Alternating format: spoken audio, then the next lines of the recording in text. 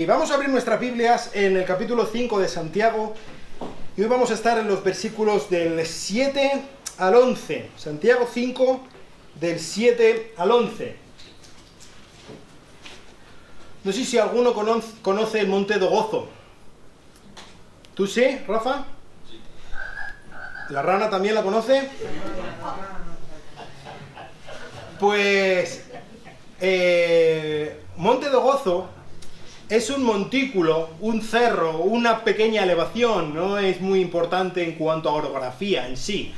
Es, pues quizá una pequeña montañita al lado de todas las grandes montañas que se tienen que atravesar para hacer el Camino de Santiago. Imagínate que pasas por los Pirineos, los Montes de León, todo Asturias y todo, es mucha montaña que se tiene que atravesar, pero es muy importante, Monte de Gozo. Y es que es el primer punto, desde lo alto de Monte de Gozo, es el primer punto desde el que se puede ver. Subes ahí y desde allí ves la silueta de Santiago de Compostela, y allí en medio de los edificios puedes distinguir las torres de la Catedral de Santiago el Mayor, el final del camino. Y eso es algo muy, muy importante. Eso es la razón por la que se llama Monte de Gozo. No es difícil la traducción, ¿verdad? Monte del gozo, el monte de la alegría, al ver ese que con tus propios ojos puedes ver el final del camino. Un grupo de amigos míos, entre ellos, por ejemplo, mi hermano mayor, hicieron el Camino de Santiago. Yo, como ya he dicho, no lo he hecho nunca, pero hace ya bastantes años hicieron el Camino de Santiago, y me contaba una chica que fue en este grupo haciendo el Camino de Santiago, una experiencia que ella tuvo en cuanto a Monte de Gozo. Y es que lo estaba pasando muy mal, como mucha de la gente que hace el Camino de Santiago. Pues hablamos de ampollas que te ocupan prácticamente todo el pie, que según vas andando, por mucho que te vendes y tal, se estallan las ampollas, con todo lo que duele. Dentro de la ampolla te sale otra ampolla, que te lo intentas vendar todo lo que puedes, sale otra ampolla dentro, esto ya estás intentando andar de alguna manera para que intente hacer el menor daño posible. Eso te daña las rodillas, te daña las caderas, te daña la espalda con todo el peso que llevas, vas quemado por el sol, estás reventado de sufrimiento, llevas 4 días sin dormir porque anda lo que ronca el tío este que tienes al lado, y es un calvario. ¿Cómo os estoy poniendo? Estáis todos deseando hacer el Camino de Santiago, ¿verdad? Es muy difícil y hay mucho sufrimiento. Pues esta chica lo estaba pasando muy mal y decía que cada paso le costaba mucho más que el anterior. Pero en esas estaba cuando de repente llegó a la cima del Monte de Gozo. Y estando allí en la cima, vio el final del camino. Y esto le dio tanta emoción, le dio tal alegría, el que por fin veía el final del camino, estaba ahí, estaba al alcance de la mano, podía hacerlo, que mira, apoyándose en los otros como podía, cogiendo una rama de un árbol para poder apoyarse, de alguna manera como pudo, andó. Dice, a partir de ese momento, el sufrimiento seguía siendo el mismo, y las ampollas rotas sobre ampollas rotas seguían ahí, y el dolor de rodillas, y el dolor de espalda, y de riñones, y la quemadura de la piel, y las ojeras, seguían estando ahí exactamente igual, pero de repente todo había cambiado, porque ahora veía el final del camino. Porque ahora veía que todo había merecido la pena, todo el sufrimiento. Y tanto es así que dice que ese es el momento, aunque tenía mucho sufrimiento, en el que con más fuerza anduvo el camino, de todas las semanas que había estado andando anteriormente. Hasta que al final llegó, andando sobre sus manos, haciendo el pino, entró en la plaza del Obradoiro, de esa manera, y recibiéndole un gaiteiro, tocando la gaita, según entraba por la puerta y llegaba a lo que era el final de la peregrinación. Eso es exactamente lo que nos está hablando aquí Santiago. Es exactamente esa la actitud de la que nos habla aquí. Vamos a leer Santiago 5, del 7 al 11. Dice así: por tanto, hermanos, sed pacientes hasta la venida del Señor. Mirad cómo el labrador espera el fruto precioso de la tierra, siendo paciente en ello hasta que recibe la lluvia temprana y la tardía. Sed también vosotros pacientes, fortaleced vuestros corazones, porque la venida del Señor está cerca. Hermanos, no os quejéis unos contra otros, para que no seáis juzgados. Mirad, el juez está a las puertas. Hermanos, tomad como ejemplo la paciencia y la aflicción de los profetas que hablaron en el nombre del Señor. Mirad que tenemos por bienaventurados a los que sufrieron. Habéis oído de la paciencia de Job, y habéis visto el resultado del proceder del Señor, que el Señor es muy compasivo y misericordioso. Vamos a orar. Señor, te quiero rogar en esta mañana que tú nos ayudes a cada uno de nosotros a poder subirnos a este monte de gozo y mirar el final del camino, Señor, y que esto cambie absolutamente toda nuestra perspectiva en cuanto a nuestra vida, en cuanto a las circunstancias que tenemos a nuestro alrededor. Ayúdanos a cambiar completamente el enfoque de nuestras vidas en este mismo momento, en esta misma mañana. Ayúdanos a que, aunque no cambie la situación, que cambie nuestra mente, Señor, que cambie nuestra perspectiva, nuestro enfoque. Te lo pido en el nombre de Cristo. Amén. Santiago resume este enfoque, esta manera de vivir, viendo el final del camino, con la palabra paciencia. Y ese es el resumen. Si recordáis, ya ha hablado Santiago acerca de la paciencia, pero ese es el resumen de todo lo que él espera que nosotros tengamos en cuanto a la actitud viendo el final del camino. Si os fijáis, el paradigma o la perspectiva de la que ha estado hablando en el texto anterior que estuvimos analizando el último día, en los primeros versículos del capítulo 5 de Santiago, hablaba de los ricos malvados, de los ricos opresores, ¿verdad? Y hablaba, en un sentido, poniendo el ejemplo o la ilustración del camino, de las personas que según van andando el camino van viendo cómo es todo tan bello. Y desde luego el camino de Santiago pues es bellísimo, ¿no? Y si vas por el camino del norte, pues pasas por montañas verdes y valles que son vergeles, y es todo espectacular. Hay montañas que están tan escarpadas, las montañas, y tan verde que parece que es una pared verde y que hay vacas pegadas en la pared. Es muy bonito los ríos que pasan, los pueblos que hay, es bellísimo todo. Pues las personas que se enamoran, no te digo nada si vas por el camino del sur y atraviesas Béjar, imagínate, bellísimo. Pero el enfoque de esas personas que ven eso y es tan bellísimo y es tan bonito, hace que se olviden de que el camino tiene un punto, tiene un final, hay un lugar al que se dirigen.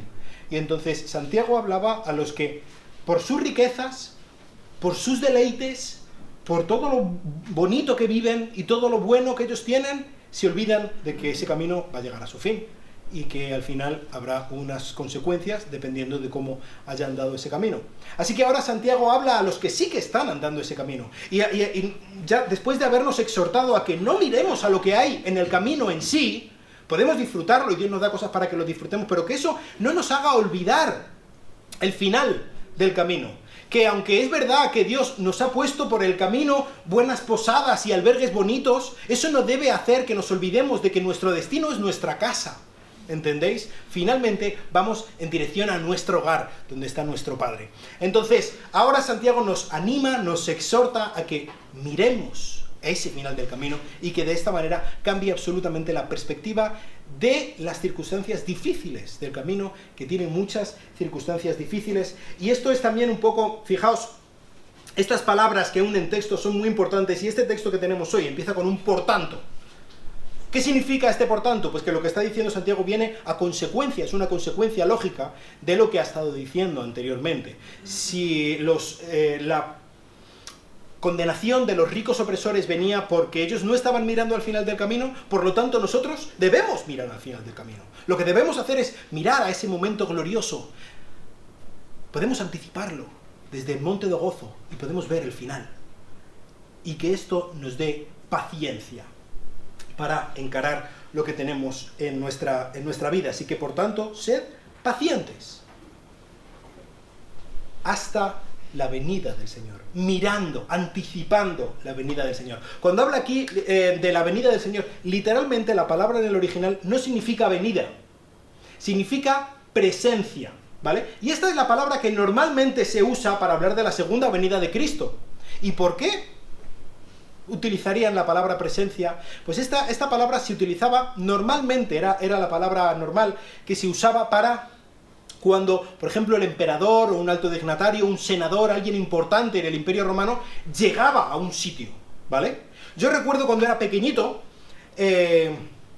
muy pequeñito, es de los primeros recuerdos que tengo, que al lado de donde está el piso de mis padres, donde yo crecí, hay un colegio, y en el colegio pues hay un recreo, donde está el patio de recreo del colegio, y hay campos de fútbol y cosas. Entonces, ahí en ese campo de fútbol, yo podía ver, según bajaba del piso de mis padres, agarraba ya las barandillas del colegio, cómo bajaban varios helicópteros, y estaba allí todo eso de policías, y estaba, para mí eso fue como algo, madre mía, ¿qué estaba pasando? ¿Sabéis lo que pasaba? Juan Carlos I, rey de España, hacía acto de presencia en Béjar. Madre mía. No solo en Béjar, fíjate, a la puerta del piso de mis padres. Allí llegaba el rey. Eso es una presencia, ¿no? Eso sí es una presencia. Eso es de lo que está hablando este texto. Esa es la manera en la que se referían cuando venía un alto dignatario y todo se prepara para que venga este alto dignatario. Imagínate, viene el emperador y entonces todo se llena de flores y limpian bien todas las calles y la gente que no está bien vestida los ponen para las calles donde no va a pasar el emperador para que no los vean, y todo está reluciente y perfumado, y qué bonito es todo, ¿no? Todo está preparado porque está la presencia del gran rey del mundo, ¿no? Del emperador. Pues a lo que está mirando Santiago, lo que nos anima a mirar es el acontecimiento que va a cambiar para siempre la historia de todo el universo. La primera venida de Cristo, cuando Dios mismo tomó carne humana, se hizo hombre, se encarnó. Ese fue un acontecimiento espectacular. Apenas nadie se dio cuenta en ese momento, lamentablemente, ¿no? Pero oye, cuando Cristo vuelva, todo ojo lo va a ver. Nadie va a poder darse por no enterado. Va a ser algo dramático, climático. Absolutamente todo el mundo lo va a ver. Y, ¿sabes qué? Ahí, justo abajo, en la puerta de tu piso, ahí va a llegar el Rey de Reyes, el creador del universo, el juez del mundo. Este es el momento al que está diciendo Santiago que debemos mirar. Esta presencia debe ser a lo que miremos, esta presencia visible, física de Cristo en medio de nuestro mundo, y esto nos debe dar a nosotros paciencia o resistencia. Hay varias maneras en la que nosotros traducimos la palabra paciencia. Dos verbos en griego que nosotros aquí en este texto traducimos como paciencia. Por ejemplo, cuando habla de paciencia en el versículo 7, que dice sed pacientes hasta la venida del Señor, en el versículo 8, cuando dice sed también vosotros pacientes, y en el versículo 10, cuando dice tomad como ejemplo la paciencia, ahí es un tipo de paciencia, o específicamente habla de paciencia hacia otras personas. Y es que hay personas con las que sí que hay que tener paciencia, ¿eh? Tenéis por lo menos 2 ejemplos en vuestra mente ahora mismo todos, ¿verdad? 2 o 3, sí.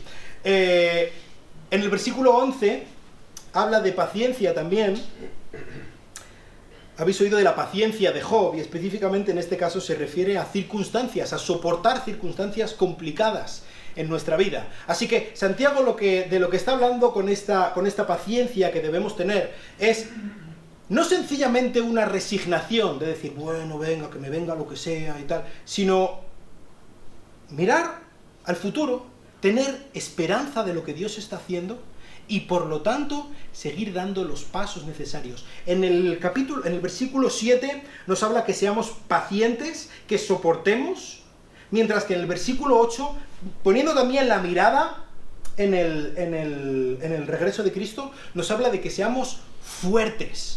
Es decir, la situación que que Santiago nos está pintando, no es sencillamente así que andemos con la cabeza agacha, ay, bueno, es que sí, la vida es muy difícil y por lo tanto, pues aquí a soportar los palos que vengan de la vida. No, esa no es la actitud de un cristiano. La actitud de un cristiano es, yo sé que mi Señor vuelve, yo sé que mi Señor va a hacer justicia, por lo tanto, yo voy a vivir de la manera que Dios quiere que yo viva.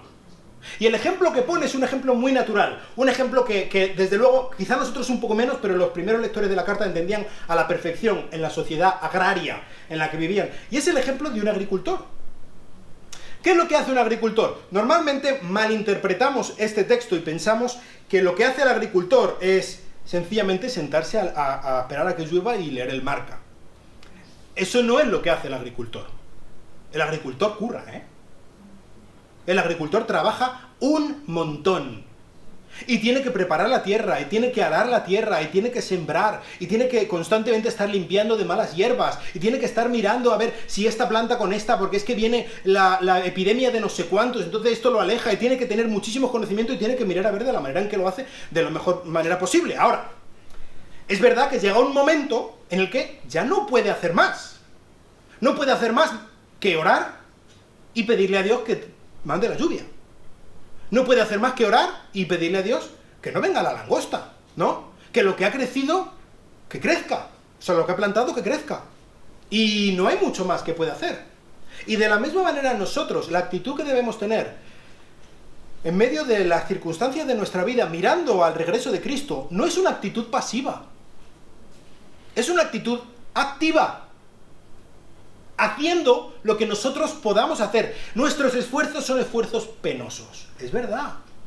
Y nosotros no tenemos muchos recursos. Y no tenemos muchas habilidades. Y ya lo decía Pablo, no hay muchos inteligentes y sabios entre vosotros. Es verdad. Pero nuestros pobres esfuerzos podemos ponerlos en las manos de nuestro gran Dios.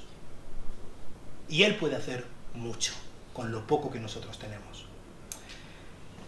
¿Qué es lo que nosotros podemos hacer? Por ejemplo, algunas cosas que nosotros podemos hacer. Leer la Biblia. Esto es un esfuerzo. Requiere constancia. No nos apetece. Hay 1000 cosas más importantes que hacer, como mirar Instagram, por ejemplo, ¿no? No nos apetece, muchas veces no nos gusta, pero debemos acostumbrarnos a nosotros mismos, concienciarnos, obligarnos a tener buenos hábitos, leer la Biblia, meditar en la Biblia, orar en base a la Biblia y pedirle a Dios que nos ayude a entenderla, tener una relación personal, íntima, cercana con nuestro Dios, que Él nos ayude a poder mirar y ver mejor y más claro cada día que Cristo vuelve y que Él va a poner las cosas en su lugar y en su orden cuando Él vuelva. ¿Podemos servir en la iglesia? No sé si tú estás sirviendo en la iglesia. La iglesia, esta iglesia, nuestra iglesia, se beneficiaría muchísimo de tu servicio en la iglesia.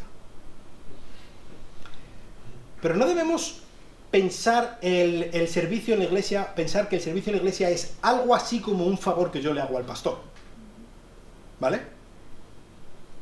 La iglesia se beneficiaría muchísimo de tu servicio, con tus habilidades. Quizá dices, pocas, casi ninguna, y pobres, bueno, pues tus pobres, pocas, y casi ninguna habilidades. Estamos en el mismo barco, yo estoy ahí también, ¿eh? Pero ¿sabes? Tú necesitas servir en la iglesia. No solamente es que a la iglesia le vendría bien, no, es que quien más lo necesita eres tú, servir en la iglesia. Esa es la manera en la que crecemos, esa es la manera en la que trabajas, esa es la manera en la que metes la mano en la tierra y haces lo que tienes que hacer mirando a la venida de Cristo. El tema del local, estamos hablando. Obviamente, yo no tengo aquí suelto para dar $100.000. No sé si tú. Pero somos un buen grupo de gente.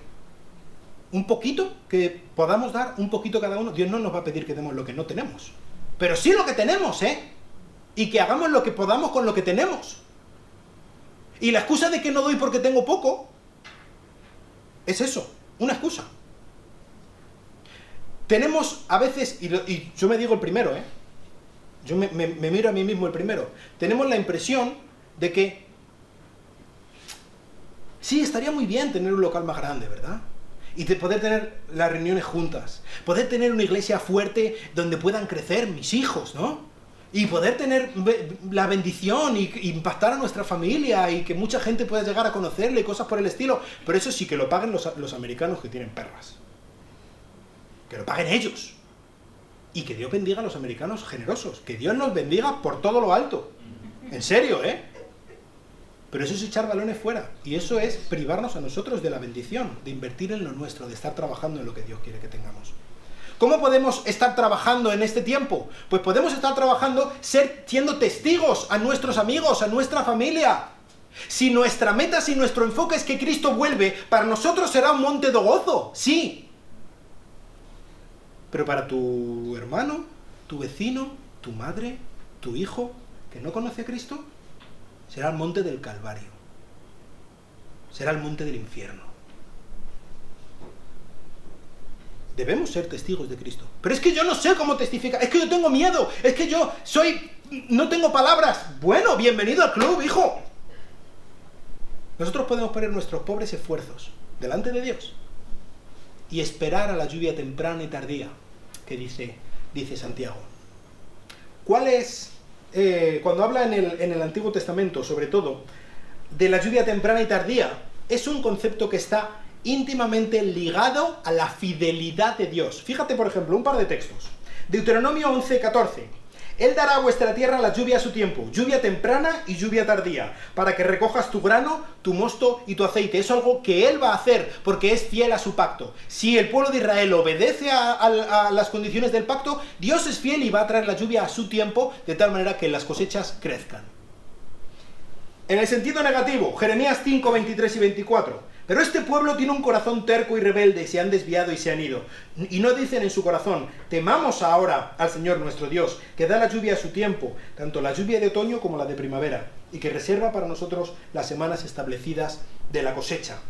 Jeremías está echando en cara al pueblo que es terco, que se ha desviado y que no confía en el Dios fiel que envía las lluvias a su tiempo. Y entonces, ¿qué hacen? Pues yo me voy a ir detrás del Dios de la lluvia, Baal, el Dios de la lluvia, de las cosechas.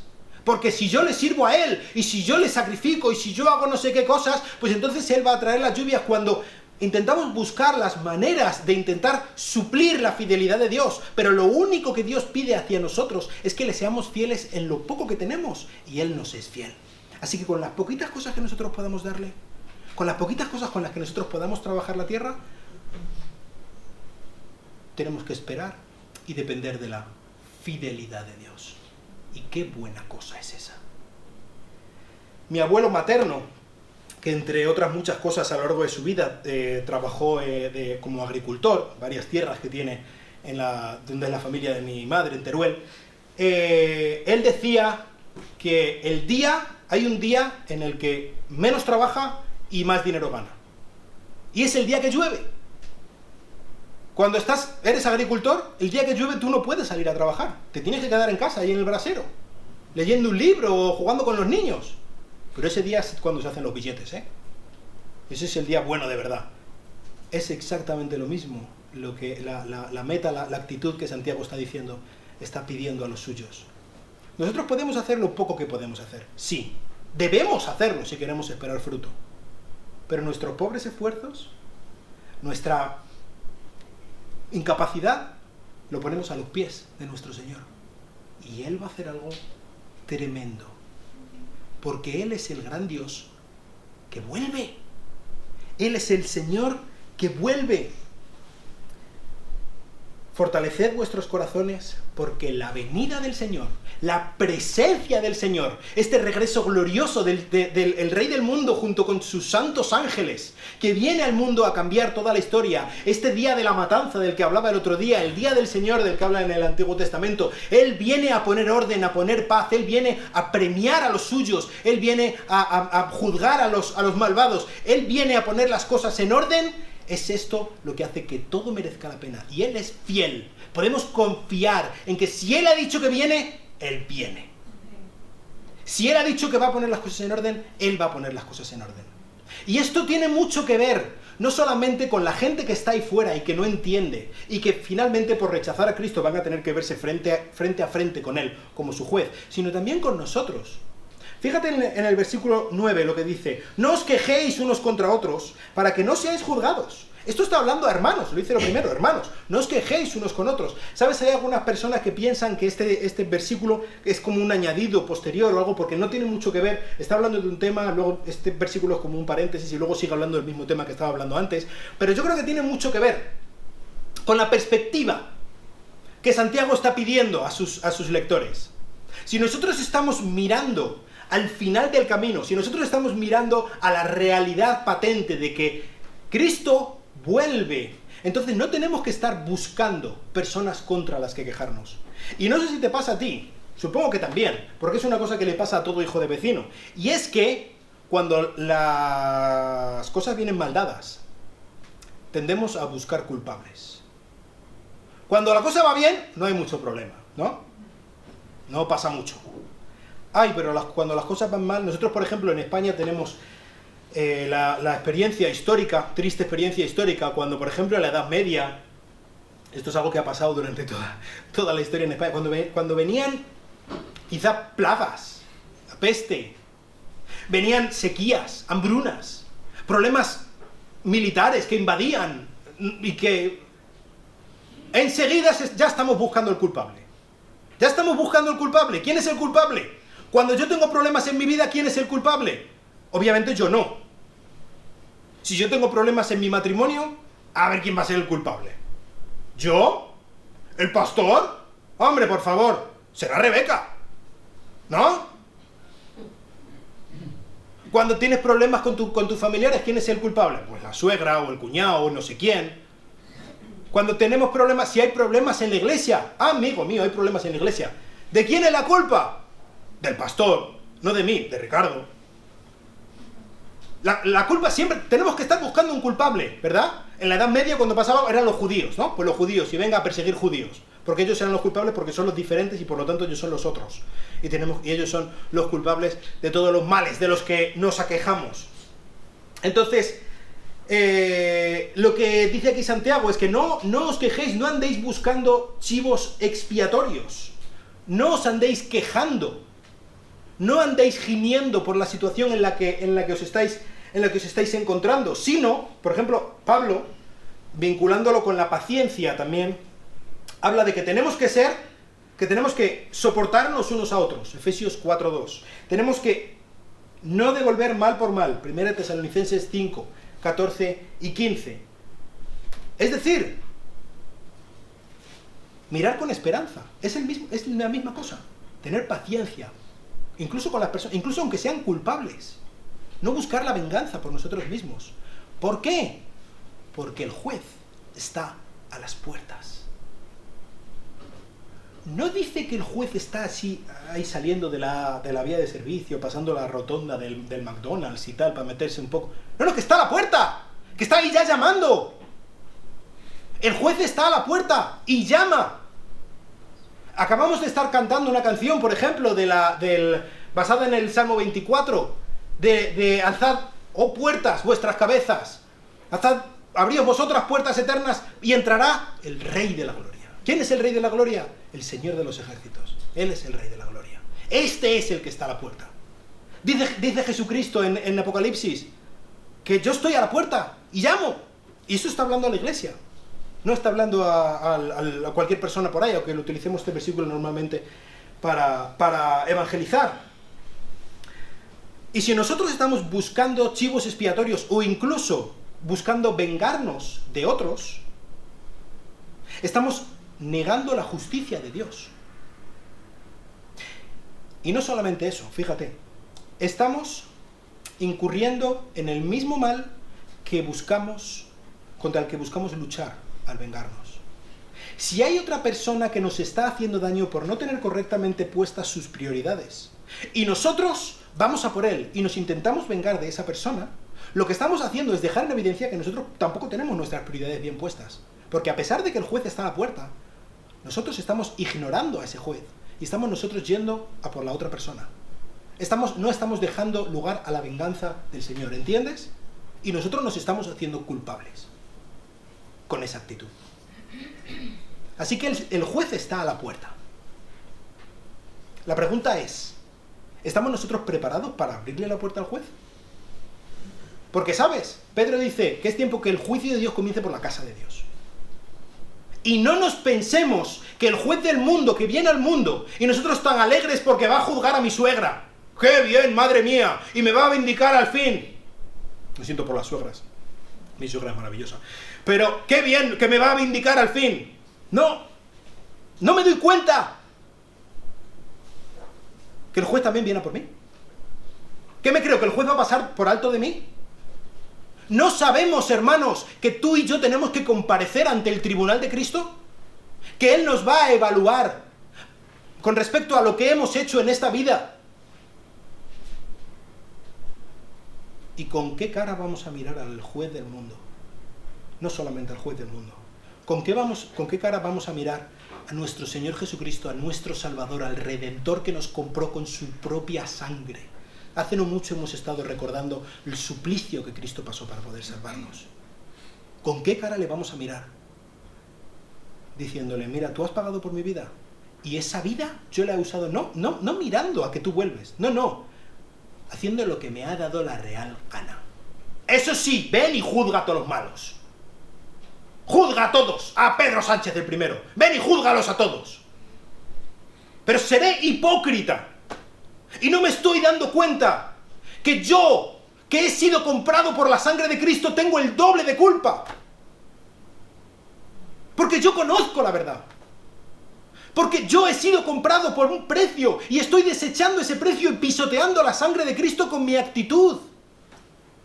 Hemos sido comprados y no nos pertenecemos a nosotros mismos. Y el juez está a la puerta.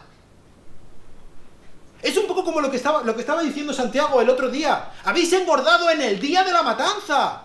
En ese mismo día en el que se va a reclamar vuestra vida, vosotros estáis alegremente comiendo bellotas, como los cerdos. Esa es la actitud que nosotros tenemos. Gloria a Dios, que si tú y yo hemos confiado en Cristo como nuestro Salvador, Él no nos va a pagar con la ira que merecemos. Pero no te niego que al menos en mi vida, pensando en ese día, va a ser una vergüenza. Pensando en muchas de las cosas, muchas de las reacciones y de las actitudes que yo he tenido en mi vida, en plantarme cara a cara delante de mi Señor y decirle, esto es lo que yo he hecho con lo que tú me has dado. Eso es algo en lo que tenemos que meditar, y también en esto, mirar al día del regreso, de la presencia de nuestro Señor Jesucristo. Los últimos dos versículos nos dan dos ilustraciones, o es una ilustración que lo ve desde dos maneras diferentes. Y como decía, vuelve al tema del que estaba hablando antes. ¿Cuáles son esas ilustraciones? Los profetas. Fíjate en lo que ocurrió con los profetas. Y en este tiempo el primer siglo después de Cristo, y sobre todo en los siglos anteriores, estaba muy de moda, había sido un acontecimiento que había cambiado mucho la manera de pensar de los judíos, la rebelión de los macabeos, que lo encontramos, por ejemplo, en el primer libro de Macabeos. ¿Saben lo que ocurrió en este tiempo? En un tiempo muy difícil para la historia de Israel, muy difícil. Si quieres investigarlo, hablamos un poco de ello, por ejemplo, cuando estuvimos viendo el libro de Daniel. Pero en un tiempo muy difícil para los israelitas, hubo una familia, un sacerdote que se llamaba Matatías y sus hijos, una familia que por su fidelidad, porque ellos confiaron en que Dios es fiel, y ellos siguieron la estela de los profetas de antiguo, cambiaron la historia de Israel. Y Dios los usó de una manera grandiosa. Hasta el punto hoy en día los judíos siguen celebrando Hanukkah por lo que hicieron. Y esto hizo que el tema de los profetas y de pensar un poco en los profetas y seguir su ejemplo es algo que les gustaba mucho a los judíos, y creo que por eso Santiago habla de esto. Pero los profetas sufrieron, Los profetas sufrieron un montón. Tenemos, por ejemplo, el caso de Jeremías, que no le hacía caso ni su tía. Y el pobre estaba predicando en el desierto, y le metían en un pozo allí para que no le hiciera caso a nadie. Y todo lo que él llevaba escrito, llegó el rey, se lo rompió y se lo tiró al fuego.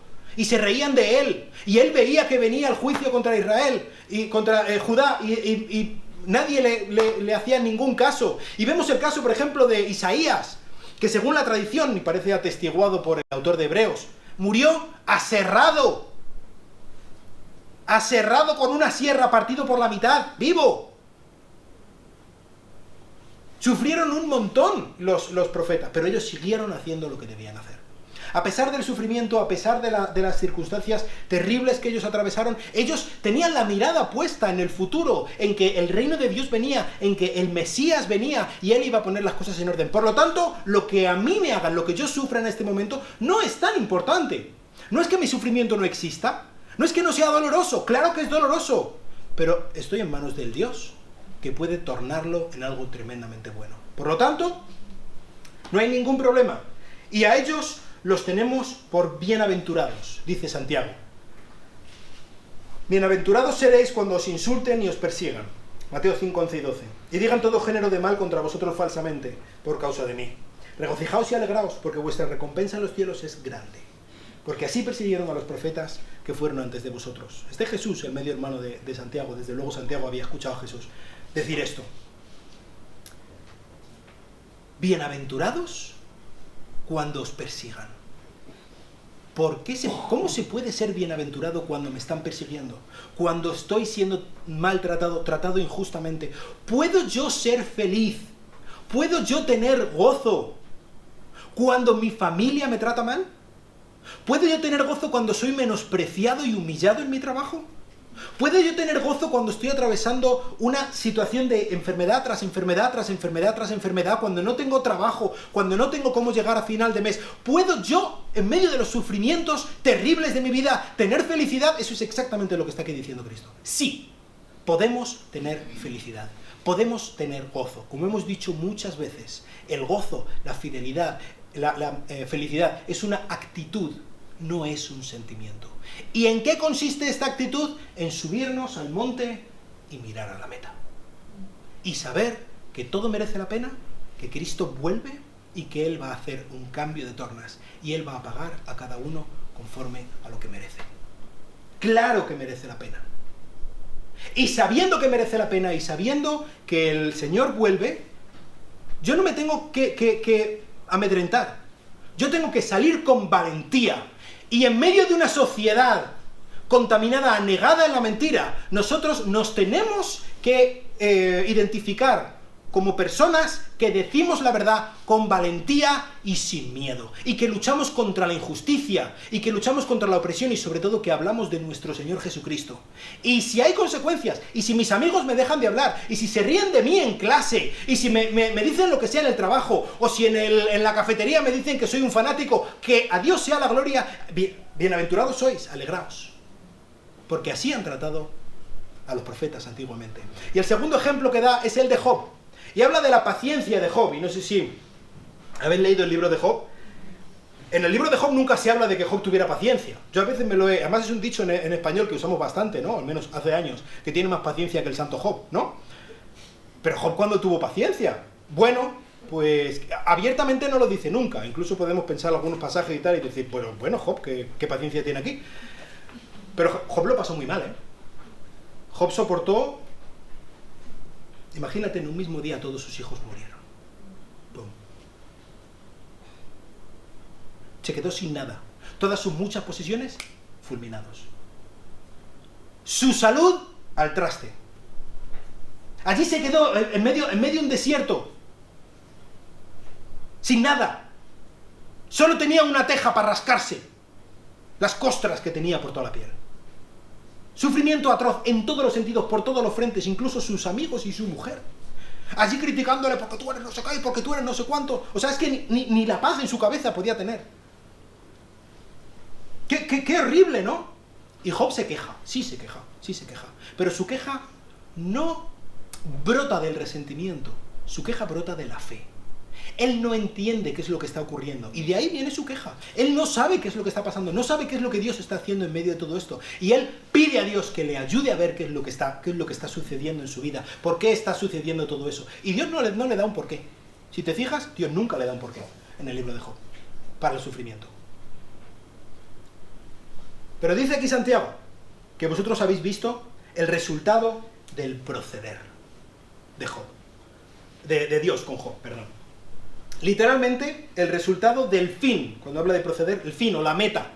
Es decir, ¿cuál es el plan último que Dios tenía? Porque aunque Job no sabía qué es lo que estaba ocurriendo en ese momento, probablemente hasta que no murió, no supo qué es lo que había ocurrido en su vida. Los lectores de Santiago sí sabían lo que había ocurrido con Job. Y sí conocían un poco más del contexto, ¿no? Y ellos sabían que en el caso de Job, el resultado físico en la tierra era de restauración, era de mayor bendición. Ellos sí sabían que Job finalmente, aunque no hubiera entendido el porqué de lo que estaba ocurriendo, había entendido algo mucho más importante. Había comprendido lo que significa la majestad de Dios, lo que significa la soberanía de Dios. Y Job dice, Job 42, 5 y 6, he sabido de ti solo de oídas, pero ahora mis ojos te ven. Por eso me retracto y me arrepiento, entre polvo y ceniza. Yo no sabía nada. Yo pensaba que te conocía, pero no te conocía. Y ahora, en medio del sufrimiento, pudiéndome agarrar a ti cuando no me queda nada, he podido entender que no hay nada más que yo necesito que tú. Que no necesito razones para mi sufrimiento, porque incluso mi sufrimiento está en tus manos. Y tú sabes bien las razones. Y tú tienes un buen objetivo para todo esto. Y nosotros conocemos el final de la historia de Job. Job no lo sabía. Pero nosotros, en ese sentido, tenemos una ventaja muy grande con respecto a Job. Y es que sabemos que su final es feliz. Ese es el final que nosotros podemos conocer subiéndonos al monte de gozo y mirando el final del camino. El final de tu vida, si tú has confiado en Cristo, el final de tu vida siempre será un final feliz. Y si no tienes un final feliz ahora mismo, es porque este no es el final. Y si estás en este momento sufriendo, y si tienes las ampollas en los pies, y si tienes la cara quemada, y si te duele dar un paso más que el siguiente, si ya no te quedan lágrimas, y si ya estás en un punto en el que no sabes si rendirte y perder la vida, que ya no sabes por dónde seguir, agárrate a Cristo, porque con Él lo malo nunca será lo último. Lo mejor siempre estará por llegar. A diferencia completamente, diametralmente opuesta de lo que ocurría con la actitud de los que se fijan en el camino. ¿Recordáis que estábamos viendo el otro día?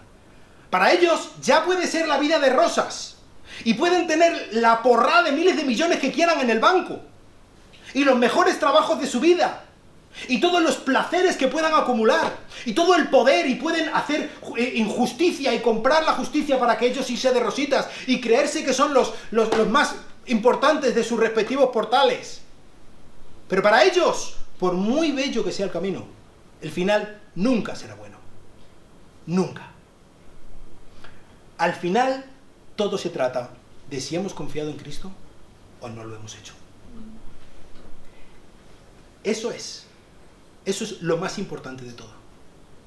Y por eso, lo más importante que yo quiero decirte en esta mañana es, mira, ven conmigo, vamos a subir al monte de gozo.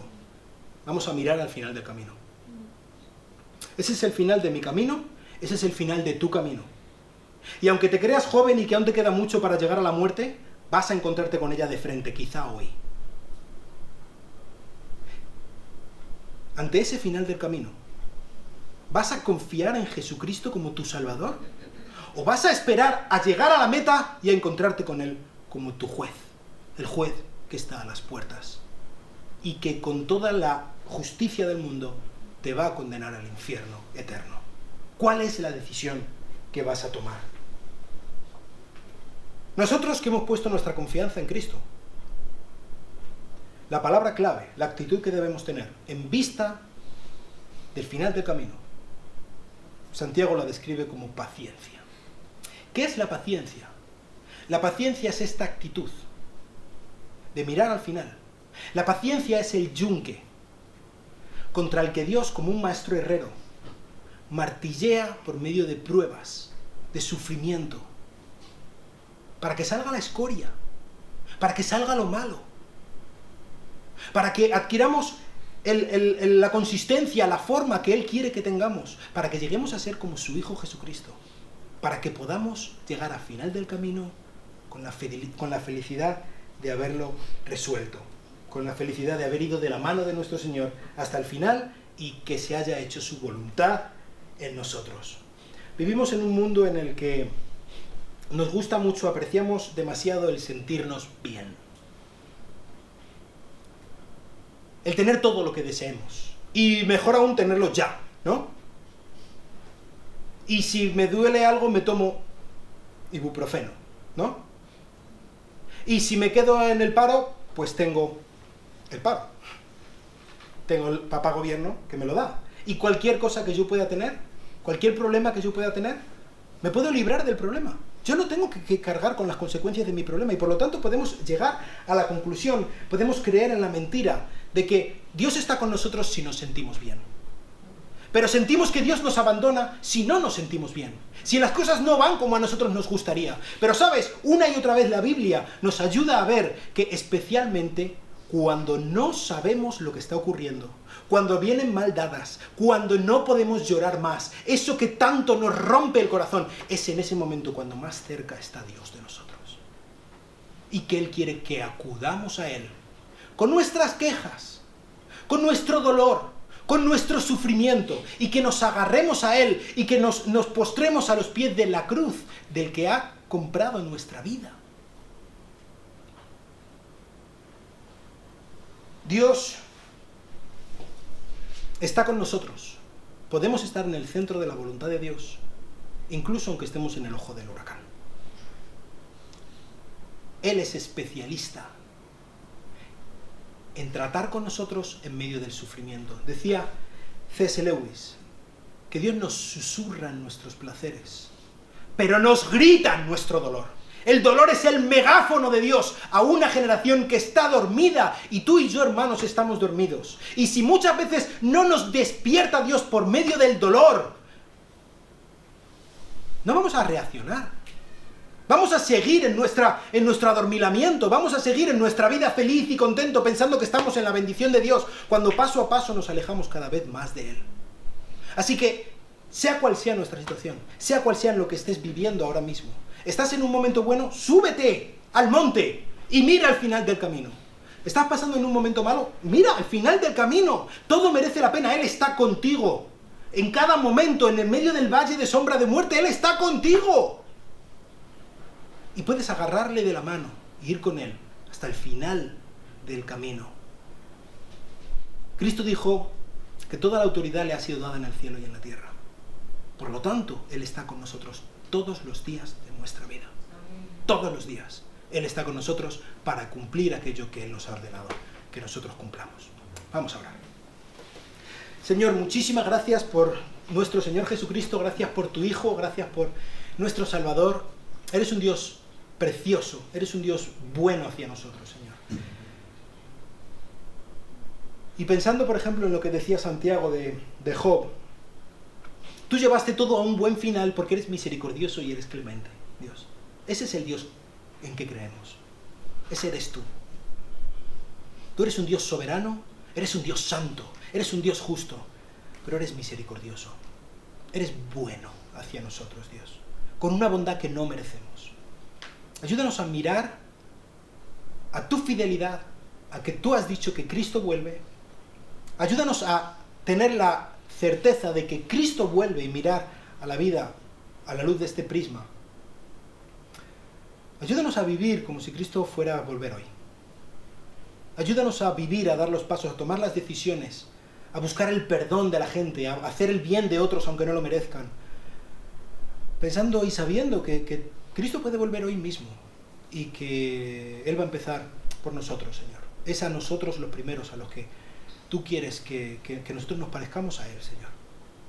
Te quiero rogar por cada una de las personas que está aquí, nunca ha puesto su confianza en Cristo, que tú le ayudes, que tú rompas sus esquemas, sus defensas, Señor, que tú le ayudes por medio de tu Espíritu Santo a caer delante de ti, Señor, a rogar la salvación preciosa, maravillosa de Cristo.